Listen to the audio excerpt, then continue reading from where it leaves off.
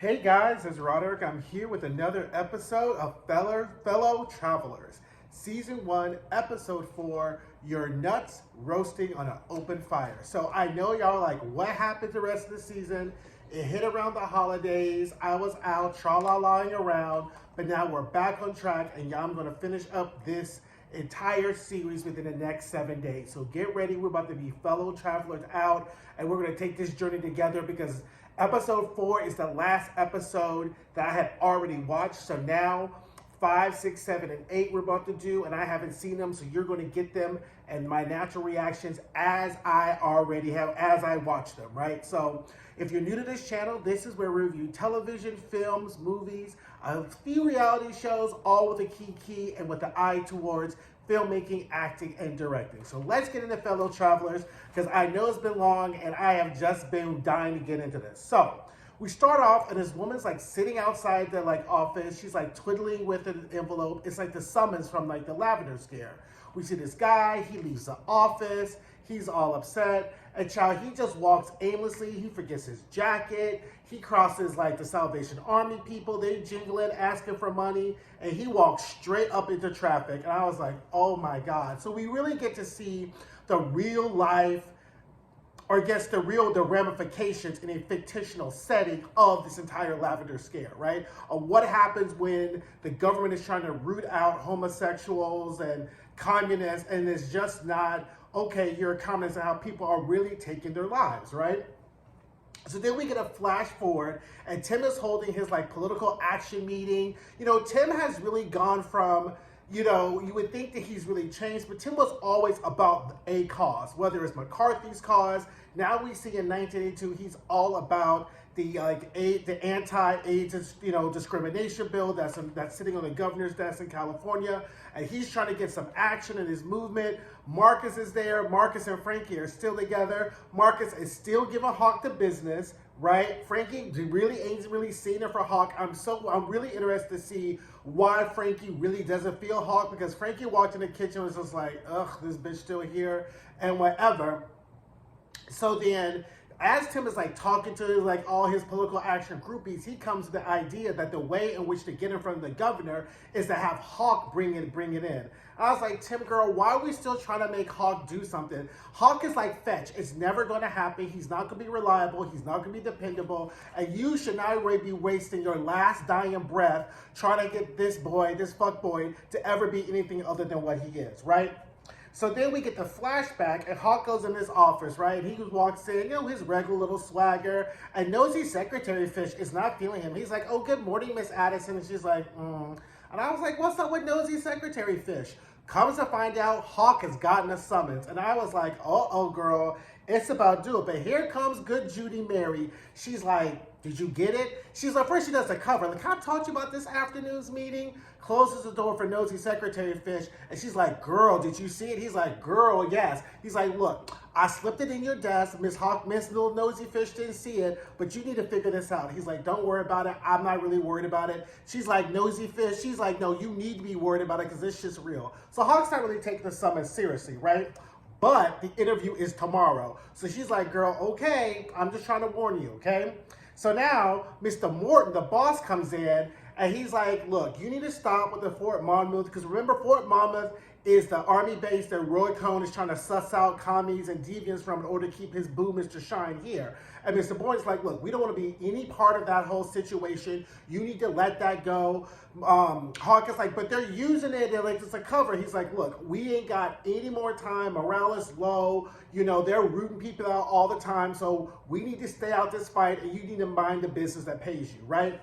He's like, okay, fine. But I also think you should change your mind about coming to my party.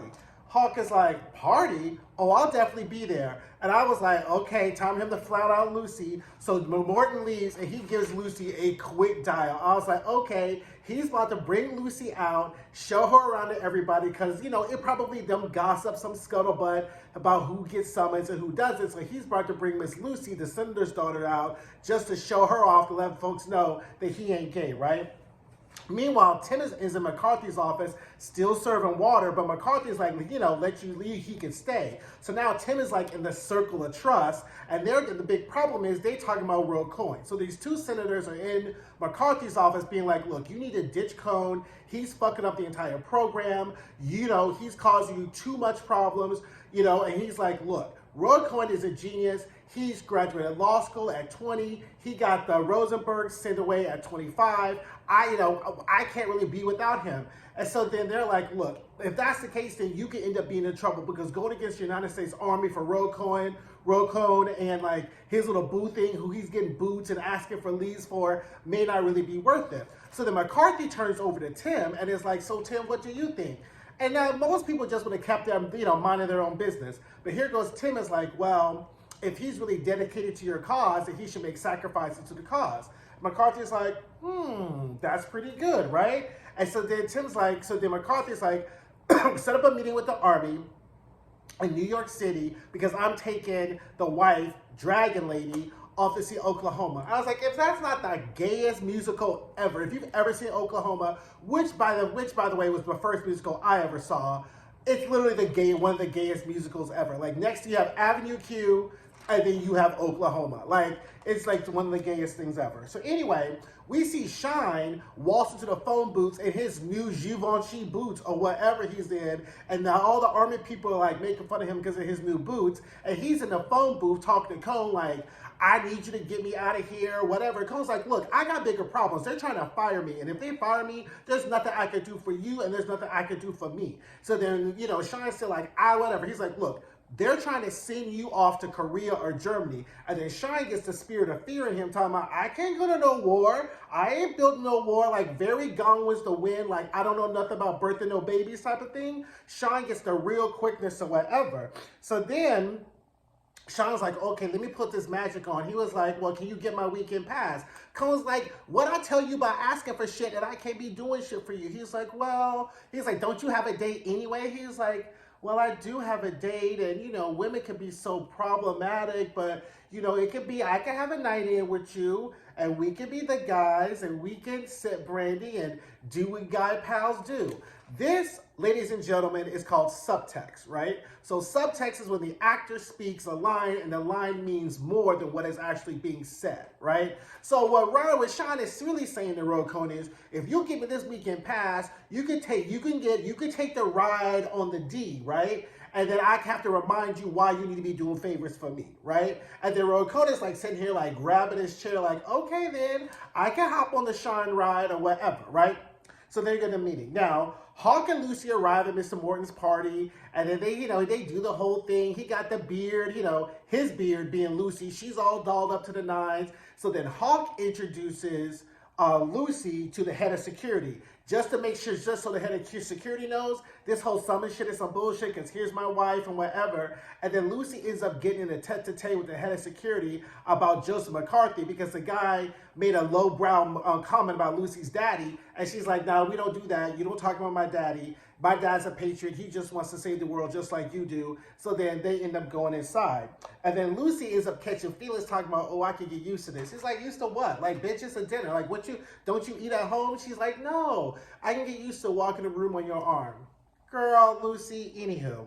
So meanwhile, Marcus is interviewing at the Washington Post. Remember, he can't work the Senate beat, so he pretty much can't work in the newspaper. And everything's going well. They're liking Marcus. Till all of a sudden, things go left. And they're like, we would love to get someone to talk about the Negro experience. And he was like, he talked about the Negro experience. And Marcus had to stop them being like, there's more than one. And the guy starts to look around like, what, we got more black people up in here? He's like, no, there's more than one Negro experience. He's like, look, we just in here to meet our quota and numbers so the Washington Post can look liberal, okay? Like, we don't need all of that rah, whatever, what people do the air quotes with woke, whatever. Even though Marcus was 100% correct, we'll get with that. He was 100% correct. But the little white guy was like, okay, we're not really here for that. He's like, okay, fine, we'll get you on a trial basis. And Marcus is like, okay, whatever. Because we kind of established in the previous episode that Marcus's family really looks up to the fact that he's a journalist. Then it goes, goes 90 degrees left, then we go to 100 degrees left, 180 degrees left, when the guy goes, yeah, that's cool, we welcome you, but don't use the newsroom bathrooms because a lot of people aren't really happy about having black people like work here. And Marcus is like, here we go, right? So Hawk goes in for his interview, and Hawk is really feeling himself, right? He really is thinking he's about to ace this and be done. So he goes in for his interview, and they ask like these ridiculous series of tests, like, makes him walk, makes him read from this book about like transvestitism or whatever, And then he's like, look, you can talk to Mr. McLeod. He saw my person, whatever. And just as like we think, okay, this is about to be done, Hawk done passed his test, he decides to pull out his petty bank account and be like, you know what? Oh boy who killed himself, don't you ever worry about how this really affects people? He's like, look, people die every day when they come in here. So we're averaging about one suicide a day. And the guy started a conversation off with being like, look, our success rate is 80%. So all that skinning and grinning you're doing, recognize that I doubt you're going to fall into 20.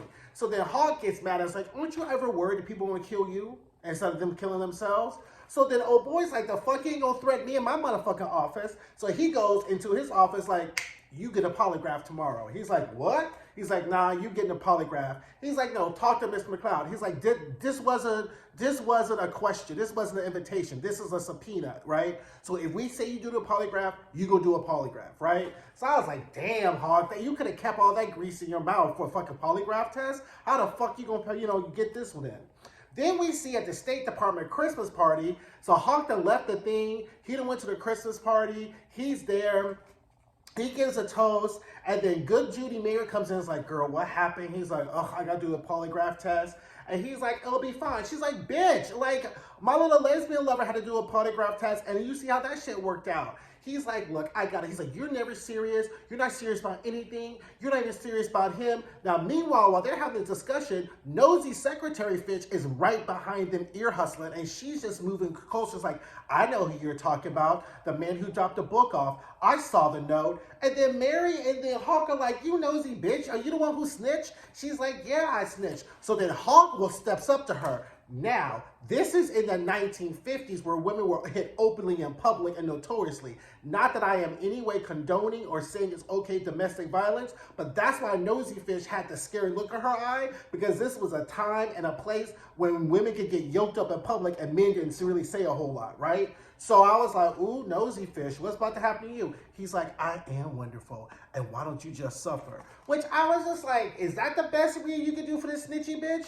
But I guess you couldn't curse her all the way out. I would have left that light work to Mary and be like, look, cha-la-la-la-la, bitch. And then I would have Mary give her the real good cussing out in the ladies' room some other time. But anyway, Hawk has to keep it classy and cute. So I was like, okay. But Nosy Fish is going to get her shit. So I'm just ready for the next 4 episodes where Nosy Fish gets her shit. So then we get to a flash forward, and Hawk is trying to get Tim to eat some peanut butter sandwiches, and Tim don't want no peanut butter sandwiches.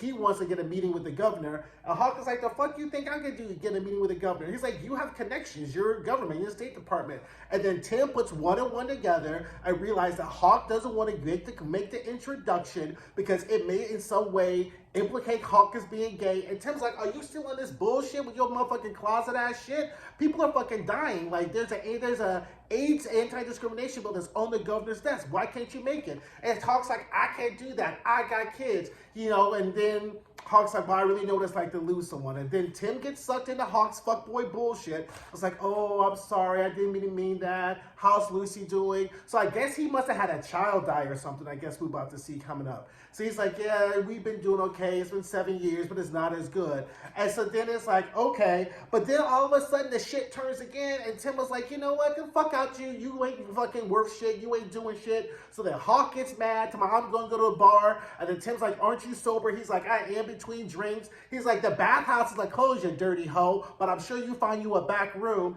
And then they stand out the door and they leave, right? Meanwhile, we get the flashback, and Hawk is watching Roy Cohn like doing the whole interview or whatever. Oh, I missed something. So Hawk watching Roy Cohn on during the McCarthy hearings is the buttress or the bookend to when they were doing their political action meeting at the beginning of the episode.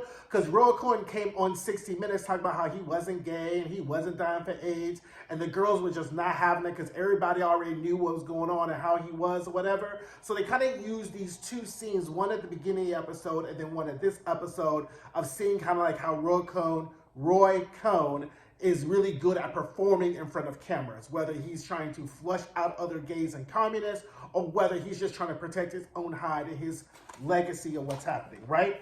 So anyway, he watches TV, Tim's there, Tim gives Hawk this tie, and I was like, oh, that's cute. So then that's enough for Daddy to pick him up and get ready to work him out, right? So he gets on the bed, and then he was like, and then they start getting at it, and Tim's like, you can't make no marks. He's like, why? Because of Senator McCarthy. And then Hawk is like, damn, bitch, you fucking McCarthy? He's like, no, we go to New York, you know, because there's that whole meeting, and then Hawk figures it out that they're having a meeting because of Cohn, and then they're trying to pressure McCarthy to get rid of Cohn, and Tim's like, oh, you can't tell me nothing. Meanwhile, Hawk's all rubbing up on his chest, and Tim is just letting the tea spill. Like, it wasn't even a pour. It was like every time he touched his nipple, it was like the kettle just tipped over, and he just told all the business, right? So then he's like, okay, cool. So then Hawk, being the fuckboy manipulator that it is, goes to his closet and gives Tim a pair of cufflinks with his initials on it. And I was like, oh, Tim.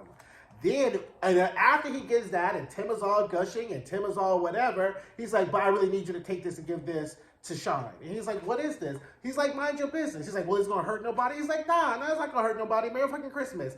Oh, so between the gift giving and the tea spilling, Hawk decides he's going to give Tim a super duper Christmas present, and this time Tim don't have to demoralize himself sucking Hawk's dick. Hawk is like, oh, I'll suck your dick or whatever. So I was like, you know what? This is just out. These are just all out the fuckboy manual, like, you know, page by page by page. And Tim is just falling for it all the way around, right?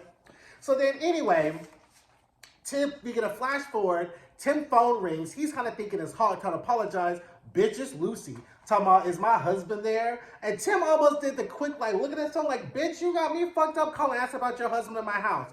But he was like, no, he stepped out. Thank you for letting him, like, come here. She's like, not like I could stop him. And so then she decides to be polite, be like, how you doing? Oh, I'm getting by.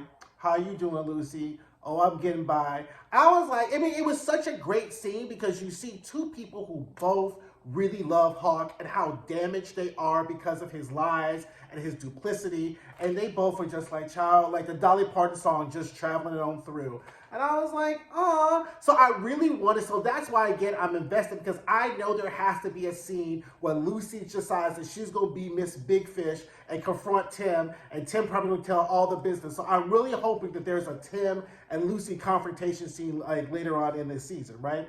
So then, meanwhile, Tim, knowing Hawk for his ways, is at a leather bar with a back room. So he moses on down thinking he gonna get a little or whatever. And child, he's cruising this leather guy. This leather guy's cruising him. And then they get ready, and the leather guy pulls his pants down. And Hawk's like, okay, cool. You know, just what I need, a little blowjob to get all this bullshit with Tim. Leather guy flips him over and thinks that he's about to make Hawk a bottom. And so then at that point, Hawk, of course, now still waiting for his AIDS test or HIV test, is like, oh, fuck, no. So he gets all upset and hits his head and whatever, and goes running out, fucking up the whole vibe of the back room. I was like, ugh. I don't know if I can still keep doing what I'm doing after all that commotion or whatever like that, right? So then Hawk reads on the, so then we're back in the 1950s, and Hawk is reading how to beat a polygraph test from some digest of clinical psychology. He's trying to slow his heartbeat. He starts looking at like gay porn in the dirty magazines. Then he gets an erection, starts following himself. Then he goes, looks at Mamie Eisenhower to try to like slow his heartbeat while still, thinking about gay stuff. He's gonna go through it, right?